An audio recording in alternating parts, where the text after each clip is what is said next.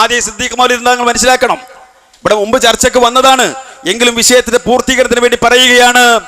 സിദ്ദീഖ് മൗലിദ് അബൂബക്കർ സിദ്ദീഖ് റളിയല്ലാഹുവിന്റെ പേരിൽ ഉണ്ടാക്കിയ ഒരു മൗലിദ് കള്ളക്കഥയാണ്. ഇതിലുള്ള പലതും കള്ളക്കഥയാണ്.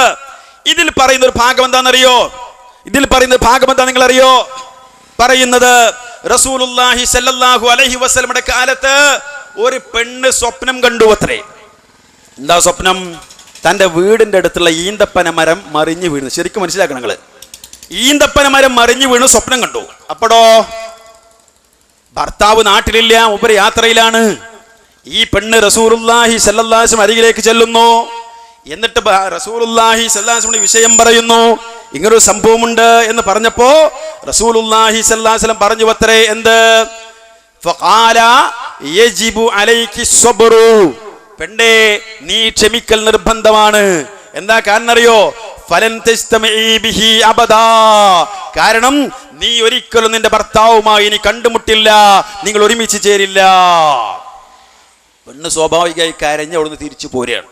തിരിച്ചു പോരുമ്പോൾ വഴിയിൽ വെച്ചിട്ട് അബൂബക്കർ സിദ്ദീഖ് റളിയല്ലാഹു അൻഹു കണ്ടു എന്നാ.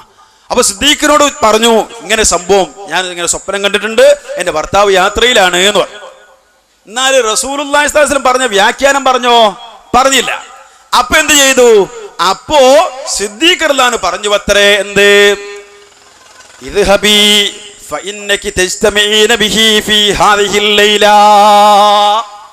പെണ്ണേ നീ പൊയ്ക്കോ, ഇന്ന് രാത്രി തന്നെ നിന്റെ ഭർത്താവുമായി നീ സന്ധിക്കുന്നതാണ്, നീ ബേജാറാവണ്ട, പേടിക്കണ്ട, പൊയ്ക്കോ.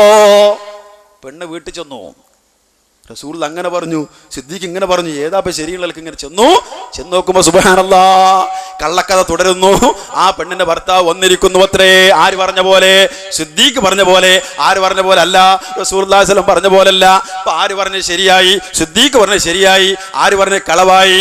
റസൂലുള്ളാഹി സ്വല്ലല്ലാഹു അലൈഹി വസല്ലം പറഞ്ഞ കളവായി. എത്ര നഊദു ബില്ലാഹ്. ഈ കള്ളമാല. എന്നിട്ട് രസം അവിടെ അല്ല, ഈ പെണ്ണ് നേരെ ചെന്നു റസൂലുള്ളാഹി സ്വല്ലല്ലാഹു അലൈഹി വസല്ലം അരികിലേക്ക്. നബിയെ, നിങ്ങൾ പറഞ്ഞ പോലല്ലോ, എന്റെ ഭർത്താവ് വന്നല്ലോ. അപ്പോ റസൂലുള്ളാഹി സ്വല്ലല്ലാഹു അലൈഹി വസല്ലം ഫനളറ ഇലൈഹാ തവീല വതഫക്കറ അദീല. റസൂലുള്ളാഹി പെണ്ണിനെ ഇങ്ങനെ നോക്കി, വന്നോ എന്ന് വിലക്ക് നോക്കി. അപ്പോഴോ ഫജാഅഹു ജിബ്രീൽ, ആ സമയത്ത് ജിബ്രീൽ അലൈഹിസ്സലാത്തു വസ്സലാം എന്ന മലക്ക് വന്നു. എന്നിട്ടോ വഖാല, ജിബ്രീൽ പറഞ്ഞു അത്രയാ മുഹമ്മദു, അല്ലയോ മുഹമ്മദ് നബിയെ, അല്ലദീ ഖുൽതഹു ഹുവൽ ഹഖ്, നിങ്ങൾ പറഞ്ഞില്ലേ വരൂലാന്ന്, അതാണ് സത്യം, അതാണ് ഹഖ്. വലാകിൻ ലമ്മാ ഖാല സിദ്ദീഖ്, പക്ഷേ സിദ്ദീഖ് ഇങ്ങനെ പറഞ്ഞല്ലോ, ഇന്നകി തസ്തമഈന ബിഹി ഫീ ഹാദിഹിൽ ലൈല, ഇന്ന് രാത്രി തന്നെ നിങ്ങളുടെ ഭർത്താവുമായി സന്ധിക്കുമെന്ന് സിദ്ദീഖ് പറഞ്ഞല്ലോ. അപ്പോ ഇസ്തഹിയല്ലാഹു മിൻഹു അൻ യജ്രി അലാ ലിസാനിഹിൽ കദിബു ലിഅന്നഹു സിദ്ദീഖ്, സിദ്ദീഖിന്റെ നാവിലൂടെ കളവ് വരുന്നതിൽ അള്ളാഹ്ക്ക് ലജ്ജ തോന്നിപ്പോയി. കാരണം അദ്ദേഹം സത്യം മാത്രം പറയുന്ന ആളാണല്ലോ, അദ്ദേഹത്തിന്റെ നാവിലൂടെ കളവ് വരാൻ പാടില്ലല്ലോ. അതാണ് സംഭവിച്ചത്. എന്താ തിരിച്ചു വന്നത്? സിദ്ദീഖിന്റെ നാവിലൂടെ കളവ് വന്നാൽ അള്ളാഹ്ക്ക് വിഷമം, എന്നാ റസൂലുള്ളാഹിന്റെ നാവിലൂടെ കളവ് വന്നാലോ അത് പ്രശ്നമല്ല അല്ലേ? ഇങ്ങനെ റസൂലുള്ളാഹി സ്വല്ലല്ലാഹു അലൈഹി വസല്ലം കളവ് പറഞ്ഞു എന്ന് ധ്വനിപ്പിക്കുന്ന മൗലിദ് ഞങ്ങൾ ചോദ്യം ചെയ്തു ഇതിനെ, അല്ലേ? അപ്പോ ഗത്യന്തരമില്ലാതെ പേരോട് സഖാഫിയത നാദാപുരം പ്രസംഗത്തിൽ കുമ്പസരിക്കുന്നു. ഇല്ല, ഞങ്ങൾക്കതുമായി ബന്ധമില്ല, ഞങ്ങൾ അംഗീകരിക്കുന്നില്ല, ഞങ്ങൾ അംഗീകരിച്ചതായി നിങ്ങൾക്ക് രേഖണ്ടോ? അത് മാത്രമല്ല വേറെയും കുറെ കള്ളങ്ങളുണ്ടെന്ന് പറഞ്ഞുകൊണ്ട് ആ സിദ്ദീഖ് മാലയെ മൗലിദിനെ കൈയൊടിക്കുകയാണ് പേരോട്. ആ രംഗം നിങ്ങൾ കാണുക. ശേഷം ഒന്നല്ല, രണ്ടല്ല, മൂന്നല്ല, നാലല്ല, അഞ്ചല്ല, 6ഓളം തെളിവുകൾ വെച്ചുകൊണ്ട് നിങ്ങൾ അംഗീകരിച്ചത് ഇൻഷാ അല്ലാഹ് ശേഷം കേൾപ്പിക്കും. പേരോട് പറയട്ടെ. മൂപ്പര് പറയുന്നത് സിദ്ദീഖ് മൗലിദ് എന്നൊരു മൗലിദുണ്ട്. ഈ സിദ്ദീഖ് മൗലിദില് നബി സല്ലല്ലാഹു അലൈഹി വസല്ലം തങ്ങളെ നമ്മൾ തരം താഴ്ത്തി പോലും. അതാണ് അടുത്ത വിഷയം. ഞങ്ങൾക്ക് സിദ്ദീഖ് മൗലിദ് എന്ന പേരിൽ ഒരാൾ സിദ്ദീഖ് റളിയല്ലാഹുവിന്റെ മൗലിദ് എഴുതിയാൽ ഞങ്ങൾ അംഗീകരിക്കും, മൗലിദ് എഴുതിയാൽ അംഗീകരിക്കും, ഓതിയാൽ അംഗീകരിക്കും. പക്ഷെ അത് ശരിയായ വിഷയങ്ങളിൽ പറയാവൂ.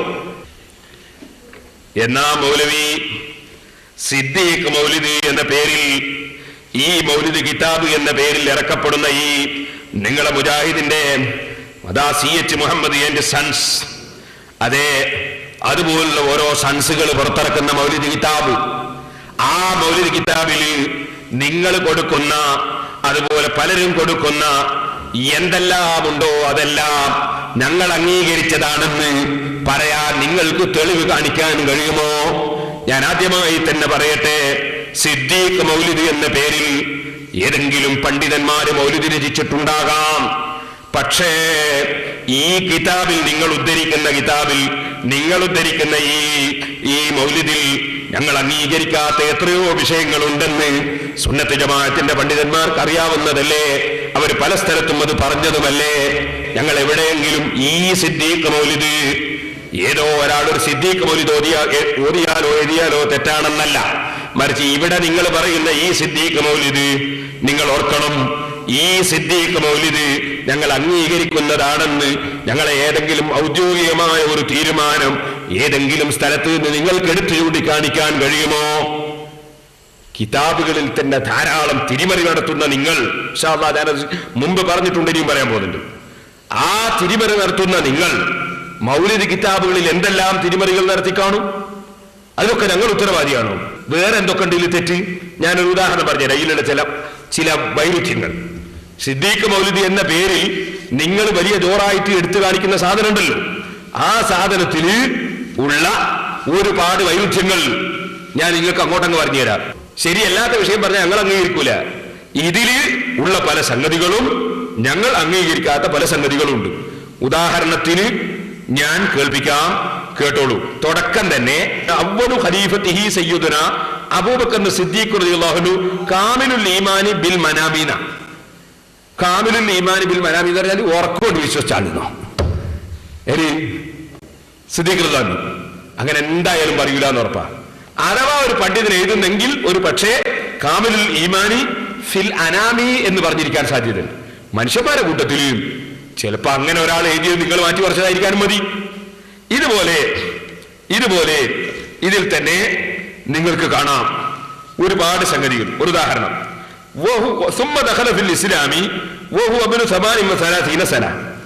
38-ാമത്തെ വയസ്സിൽ ആ കൂട്ടിച്ചേർത്തതിനൊന്നും തന്നെ സുന്നത്ത് ജമാഅത്തിന്റെ പണ്ഡിതന്മാർ ഉത്തരവാദികളല്ല.